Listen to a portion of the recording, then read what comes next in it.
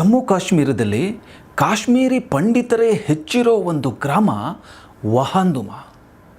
ಅದು 1998ನೇ ಇಸುವಿಯ ಒಂದು ರಾತ್ರಿ, ಗಣರಾಜ್ಯೋತ್ಸವದ ಹಿಂದಿನ ದಿನ, ಅಂದರೆ ಜನವರಿ 25ನೇ ತಾರೀಕು. ಒಂದಷ್ಟು ಜನ ಸೈನಿಕರು ಅಲ್ಲಿಯ ಕಾಶ್ಮೀರಿ ಪಂಡಿತರ ಮನೆಗೆ ಟೀ ಕೇಳೋಕೆ ಹೋಗಿದ್ರು. ಸೈನಿಕರು ಬಂದು ಟೀ ಕೇಳ್ತಾರೆ, ಪಾಪ ಟೀ ಕೊಡಬೇಕು ಅನ್ನೋ ಉದ್ದೇಶದಿಂದ ಅವರೆಲ್ಲ ಟೀ ಕೊಡೋಕೆ ಹೋದರು. ಆದರೆ ಟೀ ಕೇಳೋಕ್ಕೆ ಬಂದಿದ್ದು ಬರೀ ಸೈನಿಕರಾಗಿರಲಿಲ್ಲ. ಅವರು ಕುಡಿದಿದ್ದು ಬರೀ ಟೀ ಅಲ್ಲ, ಅವರು ಕುಡಿದಿದ್ದು ಕಾಶ್ಮೀರಿ ಪಂಡಿತರ ರಕ್ತ ಆಗಿತ್ತು. ಬಂದವರು ಸೈನಿಕರ ವೇಷದಲ್ಲಿ ಭಯೋತ್ಪಾದಕರಾಗಿದ್ದರು. 23 ಜನ ಕಾಶ್ಮೀರಿ ಪಂಡಿತರನ್ನು ಈ ಸೈನಿಕರ ವೇಷದಲ್ಲಿ ಬಂದ ಭಯೋತ್ಪಾದಕರು ಬರ್ಬರವಾಗಿ ಹತ್ಯೆ ಮಾಡಿದರು. ಈಗ ಅದಾಗಿ 28 ವರ್ಷಗಳ ನಂತರ ಜಮ್ಮು ಕಾಶ್ಮೀರದ ರಾಜ್ಯ ತನಿಖಾ ಸಂಸ್ಥೆ SIA ಆ ಹತ್ಯೆಯ ಕೇಸನ್ನ ಮರು ತನಿಖೆಗೆ ಮುಂದಾಗಿದೆ. ಇದರ ಜೊತೆಗೆ ಇನ್ನೂ ಹಲವಾರು ಕಾಶ್ಮೀರಿ ಪಂಡಿತರ ಹತ್ಯೆಯ ಕೇಸುಗಳನ್ನು ರೀಓಪನ್ ಮಾಡೋದಕ್ಕೆ, ತನಿಖೆ ಮಾಡೋದಕ್ಕೆ ಈ ಸಂಸ್ಥೆ ಹೊರಟಿದೆ. ಹಾಗಿದ್ರೆ ಏನಿದರ ಉದ್ದೇಶ? ಇದರಿಂದ ನಿಜವಾಗಲೂ ಸತ್ತವರಿಗೆ ಅಥವಾ ಅವರ ಕುಟುಂಬಗಳಿಗೆ ಇಷ್ಟು ವರ್ಷ ಸಿಗದ ನ್ಯಾಯ ಈಗ ಸಿಗುತ್ತಾ? ಅಥವಾ ಇದರ ಹಿಂದೆ ಕೇವಲ ರಾಜಕೀಯ ಉದ್ದೇಶಗಳಷ್ಟೇ ಇದೆಯಾ? ಕಾಶ್ಮೀರಿ ಪಂಡಿತರ ಬದುಕಿನಲ್ಲಿ ನಡೆದ ಆ ದುರ್ಘಟನೆಗಳು ಏನೇನು ಅನ್ನೋದೇ ಈ ಸ್ಟೋರಿ. ನಾನು ಸುಧನ್ವ ರಾಜೆ, ನೀವು ನೋಡ್ತಿದ್ದೀರಾ ಕರೆಂಟ್ ಕನ್ನಡ. ಮೊದಲನೇದಾಗಿ ಯಾವ್ಯಾವ ಕಾಶ್ಮೀರಿ ಪಂಡಿತರ ಹತ್ಯೆಯ ಕೇಸುಗಳನ್ನು ಈಗ ರೀಓಪನ್ ಮಾಡಲಾಗ್ತಾ ಇದೆ ಅನ್ನೋದನ್ನು ಒಂದ್ಸರಿ ನೋಡ್ಕೊಂಡು ಬರೋಣ. 65 ವರ್ಷದ ಸರ್ವಾನಂದ್ ಕೌಲ್ ಅವರು ಕಾಶ್ಮೀರದ ಕವಿ ಮತ್ತು ಲೇಖಕರಾಗಿದ್ದವರು. 1990ರಲ್ಲಿ ಭಯೋತ್ಪಾದಕರು ಅವರನ್ನು ಮತ್ತು ಅವರ ಮಗ ವೀರೇಂದ್ರ ಕೌಲ್ ಅವರನ್ನು ನಿರ್ದಯವಾಗಿ ಹೊಡೆದು ಮುಗಿಸಿದರು. ಇದಕ್ಕೆ ಯಾವ ವೈಯಕ್ತಿಕ ಕಾರಣವೂ ಇರಲಿಲ್ಲ. ಒಂದೇ ಕಾರಣ, ಅವರು ಕಾಶ್ಮೀರಿ ಪಂಡಿತ್ ಸಮುದಾಯಕ್ಕೆ ಸೇರಿದವರು ಅನ್ನೋದು. ಅದೇ ವರ್ಷ ಅಂದರೆ 1990ರಲ್ಲಿ ಕಾಶ್ಮೀರಿ ಪಂಡಿತ್ ಸಮುದಾಯದ 27 ವರ್ಷದ ನರ್ಸ್ ಆಗಿದ್ದ ಸರಳಾ ಭಟ್ ಅವರನ್ನು ಅವರ ಹಾಸ್ಟೆಲ್ನಿಂದನೇ ಭಯೋತ್ಪಾದಕರು ಎತ್ತಾಕೊಂಡು ಹೋದರು. ಆಮೇಲೆ ಕೆಲವು ದಿನಗಳ ನಂತರ ಅವರ ಮೃತದೇಹ ನೋಡೋದಕ್ಕೆ ಸಿಕ್ತು.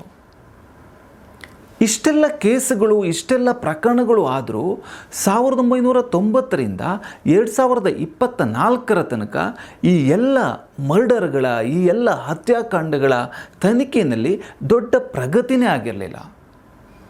2024ರಲ್ಲಿ ಈ ಕೇಸುಗಳು SIAಗೆ ಅಂದರೆ ಸ್ಟೇಟ್ ಇನ್ವೆಸ್ಟಿಗೇಟಿವ್ ಏಜೆನ್ಸಿಗೆ ವರ್ಗಾವಣೆ ಆಯಿತು. ನಂತರ ಈ ಕೇಸ್ ಬಗ್ಗೆ ಉಗ್ರಗಾಮಿ ಸಂಘಟನೆ JKLF ಮುಖ್ಯಸ್ಥ ಮೊಹಮ್ಮದ್ ಯಾಸಿನ್ ಮಲಿಕ್ ಮತ್ತು 4 ಉಗ್ರಗಾಮಿಗಳ ಮೇಲೆ ಪೊಲೀಸರು ಚಾರ್ಜ್ ಶೀಟ್ ಸಲ್ಲಿಸ್ತಾರೆ. ಈ ಒಟ್ಟು 5ರಲ್ಲಿ 3 ಜನ ಈಗಾಗಲೇ ಸತ್ತೋಗಿದ್ದಾರೆ. ಇನ್ನೊಬ್ಬ ಅಂದರೆ JKLF ಮುಖ್ಯಸ್ಥ ಮೊಹಮ್ಮದ್ ಯಾಸಿನ್ ಮಲಿಕ್ ಬೇರೆ ಬೇರೆ ಪ್ರಕರಣಗಳಲ್ಲಿ ಜೀವಾವಧಿ ಶಿಕ್ಷೆಗೆ ಗುರಿಯಾಗಿ ಈಗ ತಿಹಾರ್ ಜೈಲಿನಲ್ಲಿದ್ದಾನೆ. ಈ ಸಂದರ್ಭದಲ್ಲಿ ರೀಓಪನ್ ಆಗ್ತಾ ಇರೋ ಇನ್ನೊಂದು ದೊಡ್ಡ ಕೇಸ್ ಅಂದರೆ 1998ರಲ್ಲಿ ಭಯೋತ್ಪಾದಕರು ಸೈನಿಕರ ವೇಷದಲ್ಲಿ ಬಂದು 23 ಕಾಶ್ಮೀರಿ ಪಂಡಿತರ ಹತ್ಯೆ ಮಾಡಿದ್ದು. ಇದು ಕಾಶ್ಮೀರದ ಅತಿ ದೊಡ್ಡ ಸಾಮೂಹಿಕ ಹತ್ಯಾಕಾಂಡ. ಈ 23 ಜನರಲ್ಲಿ ಯಾರ್ಯಾರಿದ್ರು ಅಂತಂದರೆ 9 ಜನ ಮಹಿಳೆಯರಿದ್ದರು. ಅಷ್ಟು ಮಾತ್ರ ಅಲ್ಲ, 4 ಜನ ಮಕ್ಕಳನ್ನು ಕೂಡ ಇವರು ಕೊಂದು ಹಾಕಿದ್ರು. 23 ಜನ ಒಂದೇ ಮನೆಯಲ್ಲಿರೋದಕ್ಕೆ ಸಾಮಾನ್ಯವಾಗಿ ಸಾಧ್ಯ ಇಲ್ಲ. ಹಾಗಾಗಿ ಅಕ್ಕಪಕ್ಕದ ಮನೆಯಲ್ಲಿದ್ದವರನ್ನೆಲ್ಲ ಹೊರಗಡೆ ಕರೆಸಿ 23 ಜನರನ್ನು ಒಟ್ಟು ಸೇರಿಸಿ ಅವರ ಮೇಲೆ ನೇರವಾಗಿ ಗುಂಡು ಹೊಡೆದು ಸಾಯಿಸಿದ್ರು ಅಂತಲೂ ವರದಿಗಳು ಹೇಳ್ತವೆ.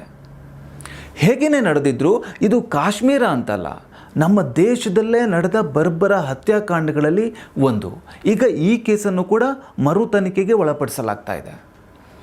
ಇದಲ್ಲದೆ ಇನ್ನೂ 2 ಹೈ ಪ್ರೊಫೈಲ್ ಕೇಸುಗಳಿದೆ, ಅದನ್ನು ಇವಾಗ ರೀಓಪನ್ ಮಾಡಲಾಗ್ತಾ ಇದೆ. ಅದರಲ್ಲಿ ಒಂದು ಜಮ್ಮು ಕಾಶ್ಮೀರದ BJP ಉಪಾಧ್ಯಕ್ಷರಾಗಿದ್ದ ಟಿಕ್ಕಾಲಾಲ್ ತಪ್ಲು ಅವರ ಹತ್ಯೆ ಕೇಸ್ ಮತ್ತು ಇನ್ನೊಂದು ನಿವೃತ್ತ ನ್ಯಾಯಾಧೀಶರಾಗಿದ್ದ ನೀಲಕಂಠ ಗಂಜು ಅವರ ಹತ್ಯೆ ಕೇಸ್. ಈ 2 ಕೇಸುಗಳನ್ನು ಕೂಡ ಈಗ ಮರುಪರಿಶೀಲನೆಗೆ ಒಳಪಡಿಸಲಾಗ್ತಾ ಇದೆ. ಹಾಗಿದ್ರೆ ಯಾಕೆ ಈಗ ರೀಓಪನ್ ಮಾಡಲಾಗ್ತಾ ಇದೆ ಅಂತಂದರೆ, ಕಾಶ್ಮೀರಿ ಪಂಡಿತರ ಇಷ್ಟೊಂದು ಬರ್ಬರ ಹತ್ಯೆಯ ಕೇಸುಗಳು ವಿಚಾರಣೆ ನಂತರ ಕೂಡ ಒಂದು ತಾರ್ಕಿಕ ಅಂತ್ಯ ಕಂಡೇ ಇಲ್ಲ. ಉದಾಹರಣೆಗೆ 2017ರಲ್ಲಿ ರೂಟ್ಸ್ ಇನ್ ಕಾಶ್ಮೀರ್ ಅನ್ನೋ ಒಂದು ಸಂಘಟನೆ ಈ ಕಾಶ್ಮೀರಿ ಪಂಡಿತರ ಹತ್ಯೆಗಳ ಎಲ್ಲ ಮರುತನಿಖೆ ಆಗಬೇಕು ಅಂತ ಸುಪ್ರೀಂ ಕೋರ್ಟ್ಗೆ ಹೋಗಿತ್ತು. ಆದರೆ ಇಷ್ಟು ವರ್ಷಗಳ ನಂತರ ಈ ಕೇಸ್ಗಳಿಗೆ ಸಾಕ್ಷಿಗಳು ದೊರೆಯೋ ಚಾನ್ಸಸ್ ತುಂಬ ಕಡಿಮೆ ಇದೆ ಅನ್ನೋ ಕಾರಣಕ್ಕೆ ಸುಪ್ರೀಂ ಕೋರ್ಟ್ ಕೂಡ ಈ ಅರ್ಜಿಯನ್ನು ತಳ್ಳಿ ಹಾಕುತ್ತೆ. ಆದರೆ ಇದಾದ 7 ತಿಂಗಳುಗಳ ನಂತರ ಕಾಶ್ಮೀರದ ರಾಜ್ಯ ತನಿಖಾ ಸಂಸ್ಥೆ ಅಂದರೆ SIA ಈ ಕಾಶ್ಮೀರಿ ಪಂಡಿತರ ತನಿಖೆಯನ್ನು ಮತ್ತೆ ರಿಓಪನ್ ಮಾಡುತ್ತೆ. ಆ ತನಿಖೆಗಳು ನಡೀತಾ ಇದೆ. ಇವಾಗ ಮತ್ತೊಂದು ಸಾರಿ ಈ ಎಲ್ಲ ಕೇಸ್ಗಳ ಮರು ತನಿಖೆ ಮಾಡೋದಕ್ಕೆ ಈ ಸ್ಟೇಟ್ ಇನ್ವೆಸ್ಟಿಗೇಟಿವ್ ಏಜೆನ್ಸಿ ಪಣ ತೊಟ್ಟಿದೆ.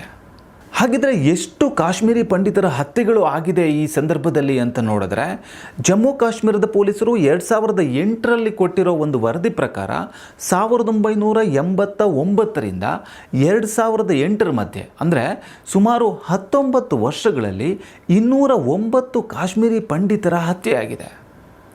2011ರಲ್ಲಿ ಕಾಶ್ಮೀರಿ ಪಂಡಿತ್ ಸಂಘರ್ಷ ಸಮಿತಿ ಕೊಟ್ಟಿರೋ ಒಂದು ವರದಿ ಪ್ರಕಾರ 1990ರಿಂದ 2011ರವರೆಗೆ ಒಟ್ಟು 399 ಕಾಶ್ಮೀರಿ ಪಂಡಿತರ ಹತ್ಯೆ ಮಾಡಲಾಗಿದೆ.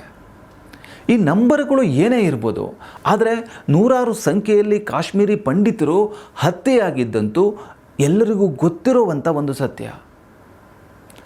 90ರ ದಶಕದಲ್ಲಂತೂ ಕಾಶ್ಮೀರಿ ಪಂಡಿತರ ಮೇಲೆ ನಿರಂತರ ದೌರ್ಜನ್ಯ ಹತ್ಯೆಗಳು ನಡೀತಾ ಇದ್ದು, ಹಾಗಾಗಿ ಬಹಳ ಜನ ಕಾಶ್ಮೀರ ಕಣಿವೆ ತೊರೆದು ಜಮ್ಮು, ದಿಲ್ಲಿ ಹೀಗೆ ಭಾರತದ ಬೇರೆ ಬೇರೆ ಪ್ರದೇಶಗಳಿಗೆ ವಲಸೆ ಹೋಗಿದ್ದಾರೆ.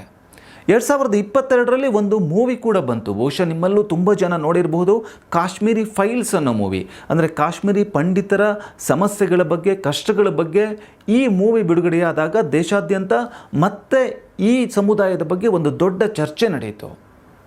ಈಗ ಈ ಎಲ್ಲ ಕೇಸ್ಗಳ ಮರುತನಿಖೆ ಆಗ್ತಾ ಇದೆ. ಆದರೆ ಮರುತನಿಖೆ ಆಗ್ತಾ ಇರೋ ಈ ಸಂದರ್ಭದಲ್ಲಿ ಒಂದು ದೊಡ್ಡ ಆತಂಕನೂ ಶುರುವಾಗಿದೆ. ಏನು ಅಂತಂದರೆ, ಕಾಶ್ಮೀರಿ ಪಂಡಿತ ಸಮುದಾಯಕ್ಕೆ ಸೇರಿರೋ ಸರ್ಕಾರಿ ಉದ್ಯೋಗಗಳ ಹೆಸರನ್ನೇ ಉಲ್ಲೇಖಿಸಿ ಒಂದು ಬೆದರಿಕೆಯ ಆನ್ಲೈನ್ ಪೋಸ್ಟರ್ ಓಡಾಡ್ತಾ ಇದೆ. ನೋಡಿ, ಇದು ಎಷ್ಟು ಅಪಾಯಕಾರಿಯಾಗಿದೆ ಅಂತಂದರೆ, ಇದರಲ್ಲಿ ಕಾಶ್ಮೀರಿ ಪಂಡಿತರ ಹೆಸರುಗಳನ್ನು ಬರೆಯಲಾಗಿದೆ. ಮಾತ್ರ ಅಲ್ಲ, ಅದರಲ್ಲಿ ಅವರ ಅಡ್ರೆಸ್ ಇದೆ. ಅಡ್ರೆಸ್ ಮಾತ್ರ ಅಲ್ಲ, ಅವರ ವೆಹಿಕಲ್ಗಳ ನಂಬರ್ ಕೂಡ ಇದೆ. ಅಂದರೆ ಈಗ ಮರುತನಿಖೆ ಆಗ್ತಾ ಇದ್ದರೆ ಇನ್ನೊಂದು ಕಡೆ ನಾವು ಈ ಕಾಶ್ಮೀರಿ ಪಂಡಿತರ ಮೇಲೆ ಅಟ್ಯಾಕ್ ಮಾಡ್ತೀವಿ ಅಂತ ಹೇಳೋ ಒಂದು ಪೋಸ್ಟರ್ ಇದು. ಅಂದರೆ ಇದು ಯಾರು ಮಾಡಿದ್ದಾರೆ, ಇದರ ಸತ್ಯಾಸತ್ಯತೆ ಎಷ್ಟು ಅನ್ನೋದು ಇನ್ನೂ ತಿಳಿಬೇಕು. ಆದರೆ ಒಂದು ಪೋಸ್ಟರ್ ಇಷ್ಟು ಡಿಟೇಲ್ಗಳ ಜೊತೆ, ಅಂದರೆ ಕಾಶ್ಮೀರಿ ಪಂಡಿತರ ಹೆಸರು, ಅವರ ಮನೆ ಅಡ್ರೆಸ್ಸು, ಅವರ ವೆಹಿಕಲ್ ನಂಬರ್ಸು, ಇದಿಷ್ಟನ್ನು ಟಾರ್ಗೆಟ್ ಮಾಡಿ ಒಂದು ಪೋಸ್ಟರ್ ಆನ್ಲೈನಲ್ಲಿ ಓಡಾಡುತ್ತೆ ಅಂತಂದರೆ ಇದು ತುಂಬ ಒಂದು ಸೀರಿಯಸ್ ವಿಷಯ ಅಲ್ವಾ. ಸೊ ಜಮ್ಮು ಕಾಶ್ಮೀರದ ಮುಖ್ಯಮಂತ್ರಿ ಆಗಿರೋ ಒಮರ್ ಅಬ್ದುಲ್ಲಾ ಕೂಡ ಇದರ ಬಗ್ಗೆ ಒಂದು ಆತಂಕ ವ್ಯಕ್ತಪಡಿಸಿದ್ದಾರೆ. ಮತ್ತು ಇದರಲ್ಲಿ ಯಾರ್ಯಾರ್ದು ಹೆಸರಿದೆ, ಅಂದರೆ ಈ ಪೋಸ್ಟರಲ್ಲಿ ಯಾರ್ಯಾರನ್ನು ಟಾರ್ಗೆಟ್ ಮಾಡಲಾಗಿದೆ ಅವರಿಗೆಲ್ಲ ವರ್ಕ್ ಫ್ರಮ್ ಹೋಮ್ ಸೌಲಭ್ಯ ಕೂಡ ಕೊಳ್ಳಲಾಗಿದೆ. ಸೊ ಇಷ್ಟು ವರ್ಷಗಳ ನಂತರನೂ ಕಾಶ್ಮೀರಿ ಪಂಡಿತರಿಗೆ ಎಷ್ಟೊಂದು ಭಯದ ವಾತಾವರಣ ಇದೆ ಅಂತ ನಾವು ಇದರಲ್ಲಿ ಅರ್ಥ ಮಾಡ್ಕೋಬೋದು. ಹಾಗಿದ್ರೆ ಏನು ಮಾಡಿದೆ ನಮ್ಮ ಸರ್ಕಾರಗಳು, ಸ್ಪೆಷಲಿ ಕೇಂದ್ರ ಸರ್ಕಾರಗಳು ಈ ಕಾಶ್ಮೀರಿ ಪಂಡಿತರ ರಕ್ಷಣೆಗೆ ಏನೇನು ಕೆಲಸಗಳನ್ನು ಮಾಡಿದ್ದೀವಿ ಅಂತ ನೋಡೋದಾದರೆ, 2008ರಲ್ಲಿ ಮನಮೋಹನ್ ಸಿಂಗ್ ನೇತೃತ್ವದ UPA ಸರ್ಕಾರ ಕಾಶ್ಮೀರಿ ಪಂಡಿತರಿಗೆ ಒಂದು ಪುನರ್ವಸತಿ ಯೋಜನೆಯನ್ನು ಶುರು ಮಾಡಿತು. ಅಂದರೆ ತುಂಬ ಜನ ಕಾಶ್ಮೀರದಿಂದ ಹೊರಗಡೆ ಹೋಗಿದ್ದರು, ಅವರನ್ನೆಲ್ಲ ಮತ್ತೆ ಕಾಶ್ಮೀರಕ್ಕೆ ಕರೆಸ್ಕೊಂಡು ಅವರಿಗೆ ಸರ್ಕಾರಿ ಹುದ್ದೆಗಳನ್ನು ನೀಡೋ ಒಂದು ಯೋಜನೆ ಇದು. ಅಂದರೆ ಸುಮಾರು 6,000 ಸರ್ಕಾರಿ ಹುದ್ದೆಗಳನ್ನು ಈ ಕಾಶ್ಮೀರಿ ಪಂಡಿತರಿಗೆ ಮೀಸಲು ಅಂತ ಮಾಡಿದ್ರು. ಈಗಿನ ಅಂಕಿಅಂಶದ ಪ್ರಕಾರ, ಅಂದರೆ 2026ರ ಮಾರ್ಚ್ 25ರ ಗೃಹ ಸಚಿವಾಲಯದ ಮಾಹಿತಿ ಪ್ರಕಾರ ಸುಮಾರು 5,896 ಅಭ್ಯರ್ಥಿಗಳಿಗೆ ನೇಮಕಾತಿ ಆದೇಶ ನೀಡಲಾಗಿದೆ. ಅಂದರೆ ಒಟ್ಟಾರೆ 6,000ರಲ್ಲಿ 5,896 ಜನಕ್ಕೆ ನೇಮಕಾತಿ ಆದೇಶ ಸಿಕ್ಕಿದೆ. ಇನ್ನು ಮೋದಿ ನೇತೃತ್ವದ ಸರ್ಕಾರ ಬಂದ ಮೇಲೆ ಯಾರೆಲ್ಲ ಮತ್ತೆ ಕಾಶ್ಮೀರಕ್ಕೆ ಹೋಗಿ ಬದುಕು ಕಟ್ಕೋಬೇಕು ಅಂತಿದ್ದಾರೆ ಅವರಿಗೆಲ್ಲ ಒಂದು 6,000 ಮನೆಗಳನ್ನು ನಿರ್ಮಾಣ ಮಾಡೋ ಯೋಜನೆಯನ್ನು ಹಮ್ಮಿಕೊಂಡ್ರು. 2026ರ ಮಾರ್ಚ್ ವೇಳೆಗೆ ಆ 6,000 ಮನೆಗಳಲ್ಲಿ 4,112 ಮನೆಗಳನ್ನು ನಿರ್ಮಾಣ ಮಾಡಲಾಗಿದೆ.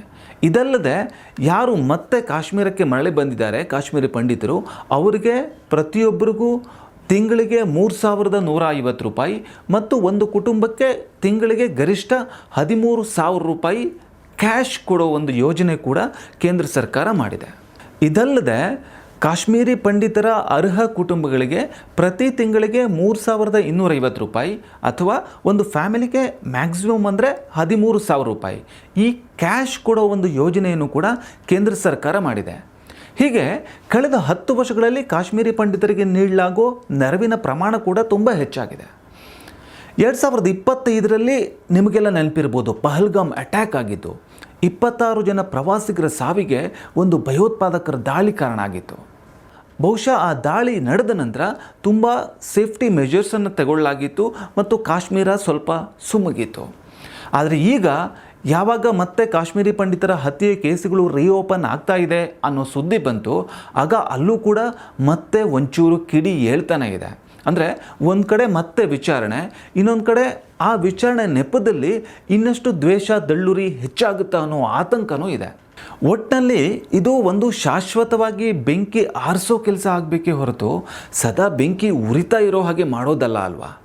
ಹಾಗಾಗಬೇಕು ಅಂತಂದರೆ ಒಳ್ಳೆಯವರಿಗೆ ಒಳ್ಳೆಯದು, ಕೆಟ್ಟವರಿಗೆ ಕೆಟ್ಟದ್ದು ಕೊಡೋ ತಾಕತ್ತು ನಮ್ಮ ವ್ಯವಸ್ಥೆಗಳಿಗೆ, ಸರ್ಕಾರಗಳಿಗೆ ಬರಬೇಕು. ಒಂದು ಶಾಶ್ವತ ಪರಿಹಾರ ಕಾಶ್ಮೀರಿ ಪಂಡಿತರ ಬದುಕಿನಲ್ಲಿ ಬರಬೇಕು ಅನ್ನೋದೇ ನಮ್ಮ ಆಶಯ ಕೂಡ. ಸೊ ಈ ಸ್ಟೋರಿ ಬಗ್ಗೆ, ಈ ಕಾಶ್ಮೀರಿ ಪಂಡಿತರ ಹತ್ಯೆ ಮತ್ತು ಅವರ ಹತ್ಯೆಯ ಕೇಸುಗಳನ್ನು ಮರುತನಿಖೆ ಮಾಡೋದ್ರ ಬಗ್ಗೆ ನಿಮ್ಮ ಅಭಿಪ್ರಾಯ, ಅನಿಸಿಕೆ ಏನು ಅನ್ನೋದನ್ನು ಮರೆಯದೆ ಕಮೆಂಟ್ ಬಾಕ್ಸ್ನಲ್ಲಿ ಕಮೆಂಟ್ ಮಾಡಿ. ನೋಡ್ತಾ ಇರಿ ಕರೆಂಟ್ ಕನ್ನಡ.